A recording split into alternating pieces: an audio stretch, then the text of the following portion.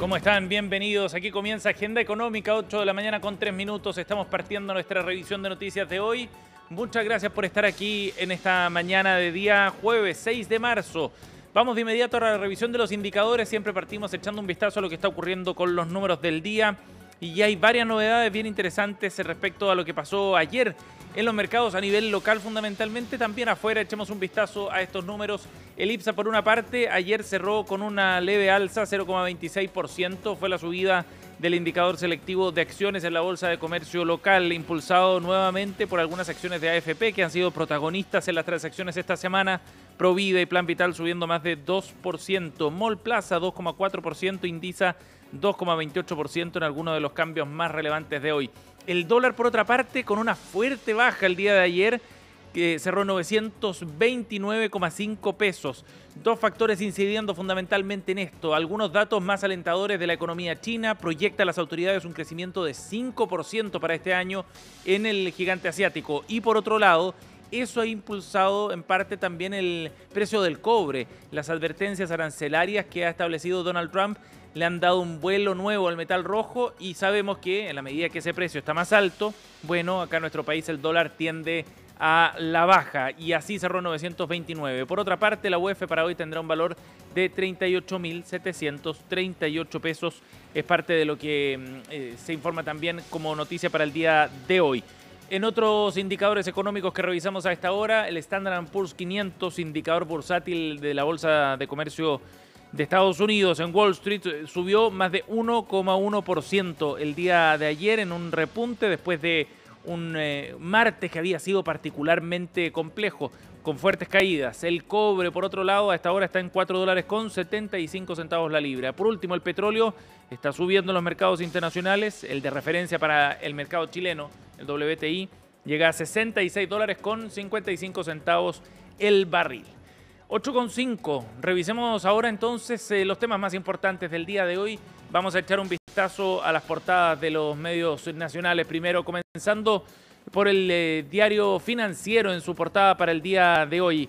Apagón, senadores critican rol del coordinador eléctrico, dice este titular. E informe revela solicitud de ayuda Argentina. Todo porque ayer se conocieron detalles de la situación que se había vivido el martes de la semana pasada respecto a este histórico apagón en nuestro país, que quedan registrados esos antecedentes en una suerte de caja negra del Coordinador Eléctrico Nacional. Bueno, esos antecedentes se han ido conociendo y así entonces se revelan estas confusiones, algunas negligencias eventualmente también, y un dato bien interesante, el organismo había asegurado que no descartaba la intervención de terceros, pero después tuvo que salir a aclarar sus dichos porque esa tesis había quedado descartada por el gobierno, lo que generó algo de confusión, pero revela también cierta incertidumbre e improvisación quizás en la forma en la que se han ido conociendo estos antecedentes. Otro tema importante en portada, Michelle Bachelet confirma que no será candidata presidencial, lo trae el diario Financiero. Y por otra parte también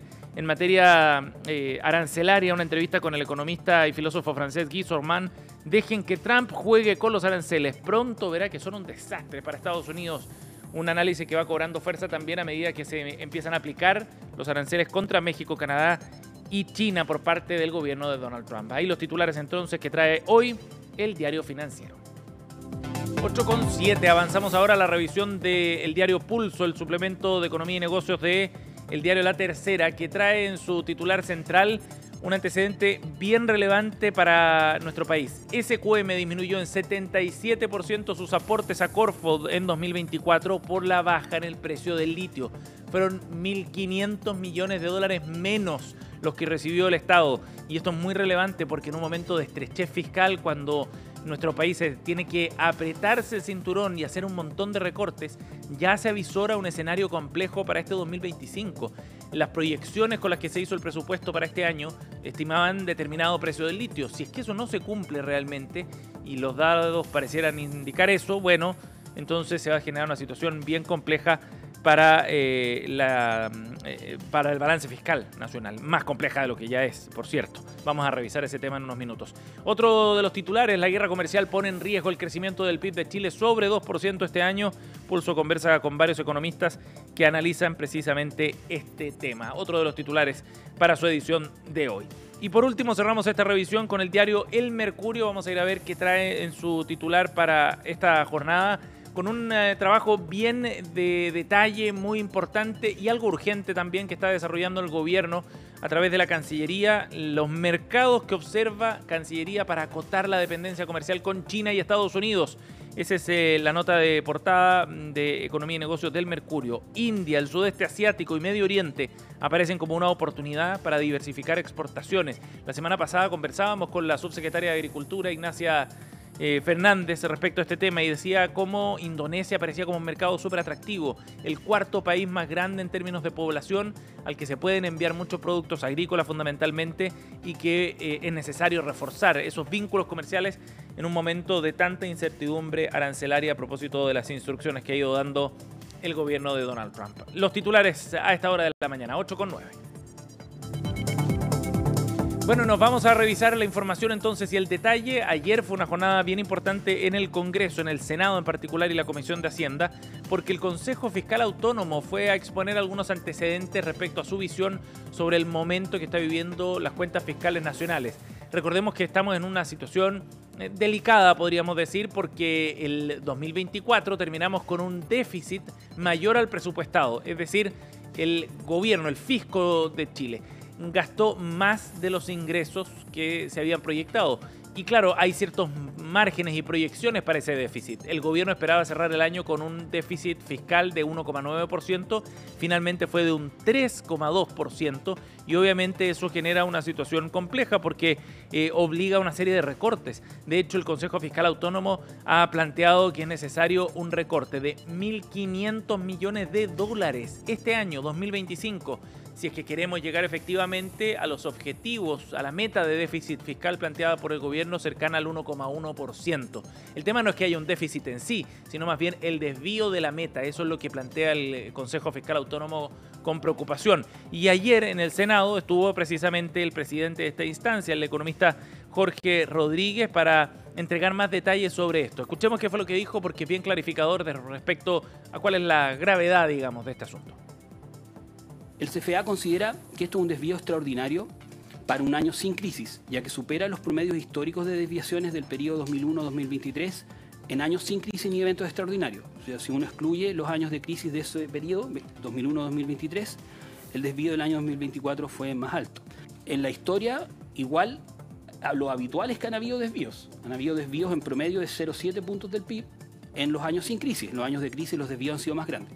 Pero en esta ocasión el desvío fue 1,3 puntos del PIB, o sea, aún fue más grande. El desvío envía una señal desfavorable sobre el compromiso y o la capacidad del gobierno para cumplir con las metas fiscales y puede erosionar la credibilidad en la regla fiscal. Ahí están los antecedentes y el contexto. ¿Ha habido desvíos en otros gobiernos? Sí, pero este ha sido de una magnitud no esperada. Y además hay un problema de fondo que tiene que ver con las estimaciones de ingresos que está haciendo el gobierno. ¿Son las correctas realmente? ¿Se está usando la metodología adecuada? ¿Por qué falló tanto el desvío también en esta estimación de ingresos y bordeó el 10% en 2024? Esa es la pregunta que está de fondo para entender la situación y el momento de equilibrio, de balance fiscal que estamos viviendo, de desbalance en este caso. El senador Felipe Kast también planteó sus dudas respecto a este tema en la instancia de ayer, y en particular sobre cuál era la voluntad del gobierno para llevar adelante estos recortes. Todo el análisis que usted hace, ministro, me parece muy razonable, pero la pregunta de fondo es por qué no se fue más drástico, siendo que todas las señales del ecosistema que los ingresos probablemente estaban mal proyectados, que había que llamar a la FMI para que nos ayudara a proyectarlo mejor, si estábamos medio descalibrados. Va a estar el compromiso del Ministerio de Hacienda para hacer ese ajuste de 1.554 millones de dólares para el 2025, perdón. Esa era la pregunta que dejaba planteada el senador Felipe Kast. En un año electoral, recortar el gasto no es tan sencillo. Y además la envergadura de este recorte es muy alta, son 1.500 millones de dólares. Fíjense que en la discusión presupuestaria el gobierno comprometió un recorte de 600 millones de dólares. Fue el compromiso que asumió con el Congreso en noviembre pasado.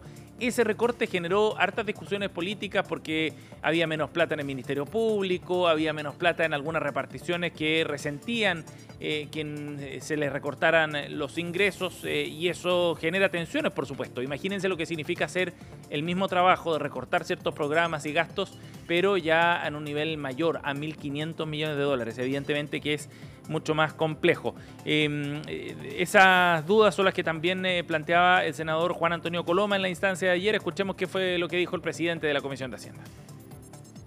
Las desviaciones previas, todas nacen de una situación que se produjo, digamos, sea el estallido, sea el COVID, sea la situación internacional, digamos. Y eso es lo que hizo que hubiera desviaciones que uno entiende. Lo que yo entiendo, lo que me están diciendo ahora es que no pareciera que el 2024 particularmente haya habido una situación de emergencia que haya generado una diferencia del nivel que la tuvimos, ni tampoco que esté ocurriendo el 2025 algo equivalente, donde ya tenemos un tema de estimación que no está calzando, digamos. Bien, ahí estaba la visión también del senador Juan Antonio Coloma. En esta instancia estuvo presente el ministro de Hacienda, Mario Marcel, también para escuchar y para responder algunas de las dudas que se iban planteando en esta conversación. Efectivamente, el ministro de Hacienda reconocía que hubo algunos problemas y que era necesario hacer ajustes que se requieran.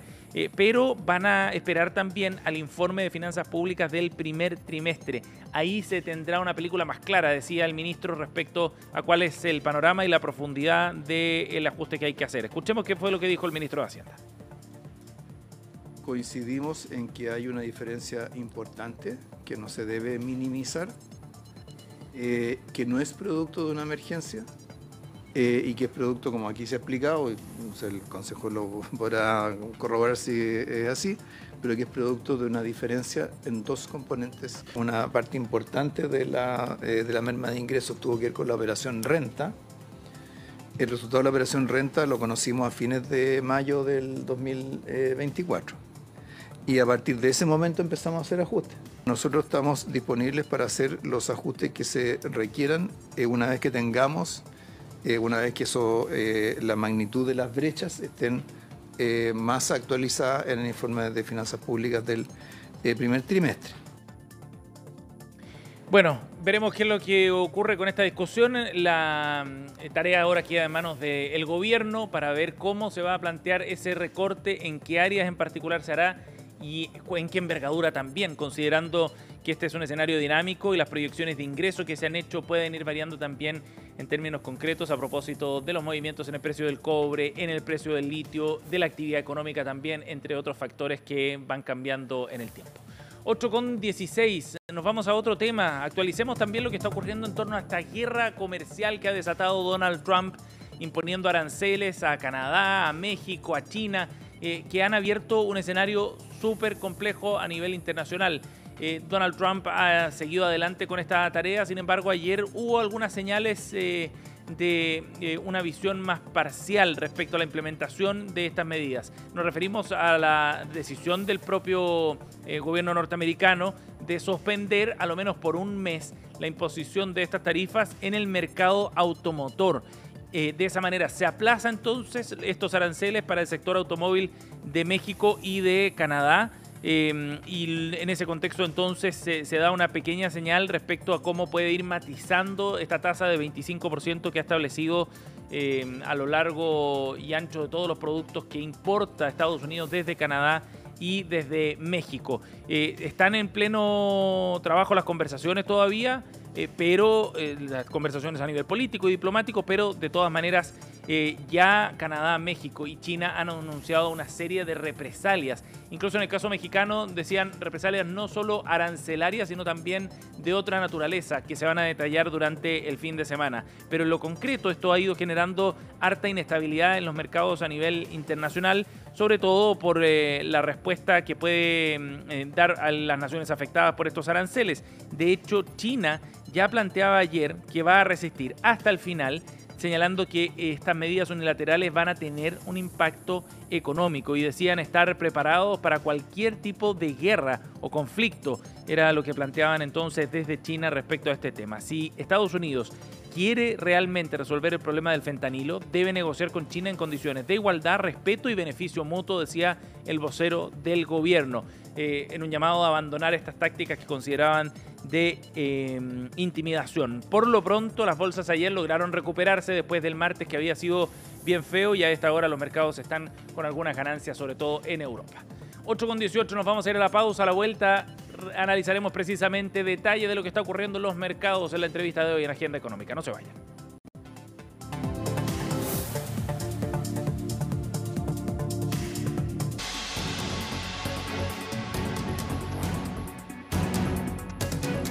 Con 20, vamos a echar un vistazo a lo que está ocurriendo con los mercados en este contexto de la guerra arancelaria que ha abierto Donald Trump. Vamos a conversar de este tema junto al analista jefe de Admirals, Felipe Sepúlveda, está aquí en Agenda Económica. Bienvenido, Felipe. Felipe, creo que está silenciado tu micrófono, ¿puede ser? No, ¿se escucha? Ahora sí, ahora te escuchamos bien, perfecto. Perfecto. Gracias por el contacto. Felipe, muchas gracias por la invitación. Bueno, ayer vimos un repunte con números positivos en algunas bolsas, principalmente en Wall Street. ¿Qué es lo que está ocurriendo con los mercados? ¿Cómo están reaccionando frente a esta guerra comercial que ha abierto Donald Trump? Como ya lo vivimos en la primera administración de Donald Trump, se instala la incertidumbre en el mercado bursátil. En general, el mercado ha tenido una perspectiva bastante negativa estos días, desde la idea de una guerra comercial que no sabemos hasta dónde podría llegar, si se flexibiliza o no. Por suerte, a final del día pudimos tener ciertas señales por parte de la administración estadounidense que dieron un respiro a lo que podría ser y nos habla un poco de la flexibilidad que van a venir estos aranceles. Al parecer no son tan estrictos como se planteaba en una primera instancia, pero aún queda mucha incertidumbre con todo lo que se nos viene. Por eso es que ayer cerramos un día en positivo, pero el día de hoy ya nuevamente volvemos a ver un escenario más negativo para la bolsa. De hecho, los índices bursátiles más de un 1% en la caída del día de hoy, principalmente por estas incertidumbres que se generan. O sea, ¿vamos a estar en un escenario de alta volatilidad por algunos días o quizás más tiempo? Lo más probable es que sí, lo más probable es que se vaya prolongando durante estos próximos días, por lo menos hasta la próxima reunión de la Reserva Federal, donde ya se pueda tener ciertas señales de cómo va a ser la política monetaria que va a ir tomando Estados Unidos, pero hasta ahora, con la información que hay sobre la mesa para el mercado, se viene un 2025 un poco más complejo de lo que vivimos el 2024, tanto por los aranceles como por los problemas inflacionarios. Ahora, esto está vinculado, Felipe, a las expectativas respecto a lo que va a pasar con la economía global, que podamos crecer en el mundo, me refiero, la economía en el mundo. Algo menos de lo que se pensaba. ¿Cuánto de esto impacta efectivamente en la economía real, más allá del sector financiero? Bueno, en general tiene que ver justamente con lo que señalas tú, de estas expectativas de crecimiento económico mundial, donde son más bajas. Al generar menor crecimiento económico mundial, también impacta en las distintas realidades de cada economía. Por ejemplo, las proyecciones de Europa son que con suerte llega a crecer un 1%. En Latinoamérica las proyecciones también son un poco más bajas de lo que se estaba especulando hace unos meses atrás. Y eso impacta en la realidad de todos los consumidores, porque vemos que la adquisición de dinero o el dinamismo de la economía es más lento. Y eso hace que todos los procesos económicos también terminen siendo más lentos. Como por ejemplo, salir del periodo de inflación elevada que hemos tenido los últimos años. Claro que sí. La inflación entonces, como problema, podría persistir por un mayor tiempo de lo que se pensaba inicialmente. Sí, efectivamente. De hecho, se habla que, por ejemplo, en Estados Unidos se mantenga sobre el 2.5, 3%, lo mismo en Europa, y en el caso particular de nosotros acá en Chile, que nos mantengamos oscilando todavía entre el 4 y el 5% de inflación, que sigue siendo elevado para una economía como la nuestra. Claro que sí. Felipe, en ese sentido, desde el punto de vista de las decisiones que van tomando las personas que quizás tienen algún tipo de inversión a través de alguna plataforma de inversiones digital o en fondos mutuos, etcétera. ¿Cuál sería tu mirada respecto a esas decisiones de inversión en las próximas semanas? Estas malas noticias generan mucha incertidumbre y a veces también llevan a decisiones apresuradas. Tú diste la palabra clave. Lo primero es no caer en esa justamente decisión apresurada. Ajá. Hay que darse el tiempo de entender lo que está sucediendo, que es un fenómeno donde el mercado está acostumbrándose a esta nueva administración en Estados Unidos, que poco a poco esa costumbre va a pasar y se va a normalizar esta forma en la que está trabajando la nueva administración.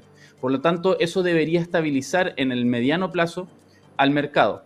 Ahora, también es importante reevaluar las señales, porque en este caso, con las decisiones de la administración de Donald Trump, no solo hemos visto, por ejemplo, caídas en la bolsa bursátil, sino que también en el dólar estadounidense por devaluación del dólar a nivel mundial. Entonces, eso podría generar otras oportunidades para el caso de los inversionistas locales. Un dólar más barato permite otro tipo de toma de decisiones. Entonces, lo importante ahora, cuando se instalan estos periodos de incertidumbre, es calmarse, tratar de ver toda la información posible antes de tomar decisiones que podrían ser apresuradas si es que uno no lo analiza bien. De acuerdo. Felipe, lo último para cerrar, respecto al dólar, ayer cayó con harta fuerza. ¿Qué estimación tienen ustedes? ¿Cómo ven la trayectoria que pueda seguir el dólar? ¿Se va a acercar más a los 900 pesos? Si el escenario se mantiene tal cual como lo vemos hasta ahora, de hecho hoy día podríamos hablar en torno a los 930 pesos el dólar y podríamos proyectar un poco más bajo, pero va a depender justamente de las fuertes alzas como las que vimos ayer del cobre y de los datos de empleo que vamos a conocer mañana en Estados Unidos. Si los datos de empleo siguen decepcionando, son más razones para que la Reserva Federal deba recortar tasas en Estados Unidos y devaluar el dólar. Y eso sí podría hacer que lleve al tipo de cambio en torno a los 9.20, 9.15. En el mejor de los escenarios posibles, los 900 pesos por dólar.